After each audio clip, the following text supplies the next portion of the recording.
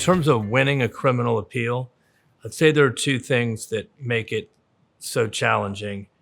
And I'm not talking about the work of it. That's very difficult. You have to be really detail oriented. You have to know the law. You have to know the record. But in terms of winning, there's two rules that make it so hard. One is the rule that most rulings by a trial court are judged by an abuse of discretion standard. What that means is the Court of Appeals might think the judge was wrong. They might think the judge was very wrong, but they can only find an error if the court, quote, abused their discretion. Means it has to be a ruling which was tremendously wrong. And so because of that, you can have very bad rulings that make it through appellate scrutiny.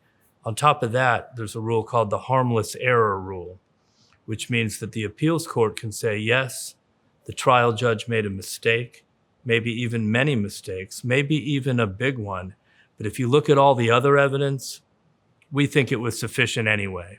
So even though there was an error, congratulations, by the way, for winning the case by finding there's an error, but you don't get a new trial or acquittal because there was other evidence that could have convicted, and therefore it's harmless error. Because of those two things, only certain kinds of errors really have a chance to get a case reversed. It has to be either something that's so big in the case that no one could ever say it was harmless. And there are many things like that. For example, a mistake in jury selection cannot be harmless because who knows what would have happened if you had the right jury. And there are other things like that too.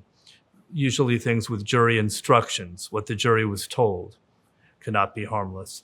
But, so you have to pick issues that are the right ones that have a chance to be effective, instead of losing, even if you end up winning the issue.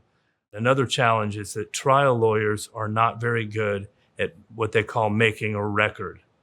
So for example, let's say there was an objection in court. The lawyer says objection to this hearsay, and you're trying to be the proponent of the evidence. And if you're about to lose that objection and not get that evidence because it's so-called hearsay, you need to tell the court what it was going to be and why you needed it, or else you can't win the appeal, even if the ruling's wrong. And it's called making a proffer or making the record. Most lawyers don't do it. They just move on to the next question. What you need to do is approach the bench, or even if the judge doesn't want you to do that, right there, and say, this is what I was offering, and the reasons it is important is because of this, and link it straight to the case. And when you read a record for a trial lawyer that doesn't do that, you already know you can't win that issue right away. And so another thing is that people don't understand until they've done a lot of appeals that you have to object to anything you can that's reasonable, and generally not let things slip by because you don't want to look annoying, or because you feel like you're disrupting the flow, or because the judge is getting mad at you. Every time you let that go by, you just gave away that issue.